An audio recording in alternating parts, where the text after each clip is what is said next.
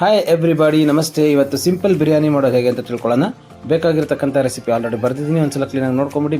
ಮುಖ್ಯವಾಗಿ ಬೇಕಾಗಿರೋದು rice, chicken, yogurt, onion, tomato, oil, spices, chilli powder, ginger garlic paste. ಇಷ್ಟೇ.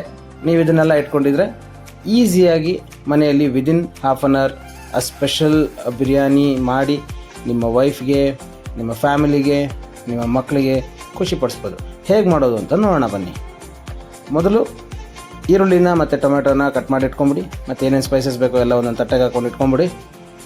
ಆಮೇಲೆ ಅದಾದ ತಕ್ಷಣವೇ ಸೊಪ್ಪು, ಸದೆ ಏನೇನು ಬೇಕೋ ಎಲ್ಲ ಬರ್ದಿದ್ದೀನಿ, ಅದೆಲ್ಲ ರೆಡಿ ಇಟ್ಕೊಳ್ಳಿ.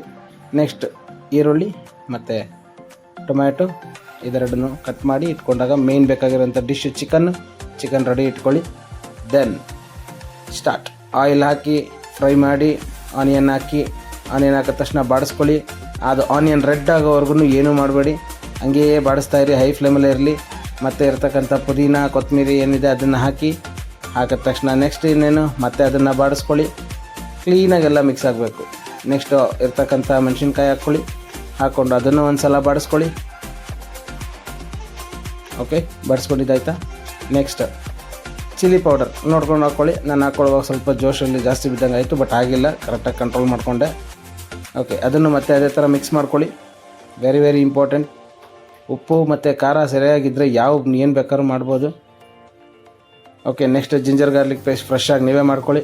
ಆದಷ್ಟು ಶುಂಠಿ ಜಾಸ್ತಿ ಇರಲಿ, ಬೆಳ್ಳುಳ್ಳಿ ಕಡಿಮೆ ಇರಲಿ, ಮತ್ತು ಅದನ್ನು ನೀಟಾಗಿ ಮಿಕ್ಸ್ ಮಾಡ್ಕೊಳ್ಳಿ. This is very important point. ಏನಂದರೆ ಕ್ಲೀನಾಗಿ ಮಿಕ್ಸ್ ಆಗಬೇಕು ಅದೆಲ್ಲ. ನೆಕ್ಸ್ಟು ಟೊಮೆಟೊ ಕಟ್ ಮಾಡಿರೋ ಟೊಮೆಟೊ ಹಾಕ್ಕೊಳ್ಳಿ.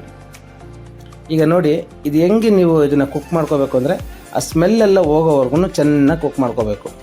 ಆ ಸ್ಮೆಲ್ ಹಂಗೆ ಏನಾದರೂ ಇತ್ತು ಅಂದರೆ ಚೆನ್ನಾಗಿರಲ್ಲ. ನೆಕ್ಸ್ಟು ಮೊಸರು ಹಾಕ್ಕೊಳ್ಳಿ. ಅಗೇನ್ ಸೇಮ್ ಪ್ರಾಸೆಸ್, ಬಾಡಿಸ್ಕೊಳ್ಳಿ. ಓಕೆ, ಈಗ ಚೆನ್ನಾಗಿ ಅದು ಕುದಿಯೋಕ್ಕೆ ಬಿಡಿ. ಫ್ಲೇಮ್ನ ಕಡಿಮೆಲಿ ಇಟ್ಕೊಂಡಿರಬೇಡಿ. ರುಚಿಗೆ ಎಷ್ಟು ಬೇಕೋ ಅಷ್ಟು ಉಪ್ಪು ಹಾಕ್ಕೊಳ್ಳಿ. ಸ್ಟಾರ್ಟಿಂಗಲ್ಲಿ ಮತ್ತೆ ಉಪ್ಪು ಹಾಕೋ ಪ್ರಾಸೆಸ್ ಇರುತ್ತೆ. ಸೇಮ್ ಬಾಡಿಸ್ಕೊಳ್ಳಿ. ಅಗೇನ್ ಫ್ಲೇಮ್ ಕಡಿಮೆ ಮಾಡಿ. ಇವಾಗ ಚೆನ್ನಾಗಿ ಅದು ನೀರು ಬಿಟ್ಕೊಂಡ ಮೇಲೆ ನೀವು ತೊಳೆದಿಟ್ಕೊಂಡಿರ್ತಕ್ಕಂಥ ನೀಟಾಗಿರೋ ಚಿಕನ್ ಹಾಕ್ಕೊಳ್ಳಿ. ನಮ್ಮ ಮಂಜಿಂಗೆ ಸ್ಕಿನ್ ಇರೋದು ಇಷ್ಟ ಇಲ್ಲ, ಆದರೂ ನಾನು ಸ್ಕಿನ್ ಇರೋದೇ ತಂದು ಮಾಡ್ತೀನಿ. ಓಕೆ, ನೆಕ್ಸ್ಟ್ ಚಿಕನ್ನ ಕ್ಲೀನಾಗಿ ಮಿಕ್ಸ್ ಮಾಡಿಕೊಂಡು ನೀರು, ನೀವು 1 ಲೋಟ ಅಕ್ಕಿ ತೊಗೊಂಡಿದ್ರೆ 2 ಲೋಟ ನೀರು ಹಾಕೋಬೇಕು. ನಾನು 2 ಲೋಟ ತೊಗೊಂಡಿದ್ದೀನಿ, ಸೊ 4 ಲೋಟ ಹಾಕ್ಕೊತೀನಿ. ಒಂದು ಕ್ಲೀನಾಗಿರೋ ಪಾತ್ರೆಯಲ್ಲಿ ಮಾಡ್ಕೊತಾ ಇದ್ದೀನಿ. ಕುಕ್ಕರ್ ಆದರೆ ಅದು ಡಿಫ್ರೆಂಟ್ ಕೇಸು. ಕುಕ್ಕರ್ ಆದರೆ ಸೇಮ್ ಇದೇ ಸಿಚುವೇಷನಲ್ಲಿ 2 ವಿಷಲ್ ಹೊಡಿಸ್ಬೇಕು. ನೋಡಿ, ಈ ಥರ ಕುದೀತಾ ಇದೆಯಲ್ಲ, ಅಕ್ಕಿ ಏನು ತೊಳೆದಿಟ್ಕೊಂಡಿದ್ರಲ್ಲ ಆ ಅಕ್ಕಿನ ಟಕ ಟಕ ಟಕ ಟಕ ಅಂತ ಎತ್ತಿ ಅದರಲ್ಲಿ ಹಾಕ್ಬಿಟ್ಟು ಕ್ಲೀನಾಗಿ ಮಿಕ್ಸ್ ಮಾಡಿಬಿಟ್ಟು, this is very very important time. ಯಾಕಂದರೆ ನೀವು ಉಪ್ಪು ಹಾಕೋದನ್ನು ಮರ್ತಿರ್ತೀರ. ಈ ಟೈಮಲ್ಲಿ ಒಂದು ಸಲ ಟೇಸ್ಟ್ ಮಾಡಿಕೊಂಡು ಅಕ್ಕಿಗೂ ಮತ್ತು ನೀರು ಆ್ಯಡ್ ಮಾಡಿದ್ದಕ್ಕೂ ಎಲ್ಲದಕ್ಕೂ ಬೇಕಾಗಿರ್ತಕ್ಕಂಥ ಉಪ್ಪನ್ನ ಹಾಕ್ಕೊಂಡು ಒಂದು ದಮ್ ಕಟ್ಬಿಡಿ. ಆಗೋಯ್ತು. ಸೊ ಒಳಗಡೆ ನಡೀತಾ ಇದೆ. You can see yummy biryani which is ready. ಏನೂ ಹಾಕಿಲ್ಲ. ಟೇಸ್ಟ್ ಮಾತ್ರ ಹೆಂಗಿತ್ತು ಅಂದರೆ ಅಲ್ಟಿಮೇಟ್ ಆಗಿತ್ತು.